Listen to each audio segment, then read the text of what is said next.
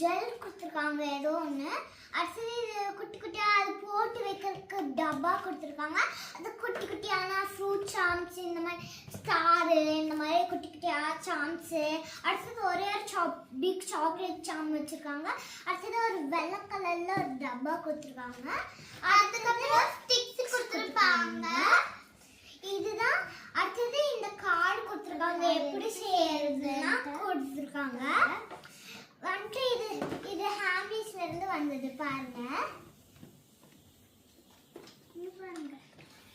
எல்லாம் இருக்கு. எத்தனை இருக்குன்னா 1 2 3 4 5 6 7 8 9 10 11 12 திங்ஸ் கொடுத்துருக்காங்க.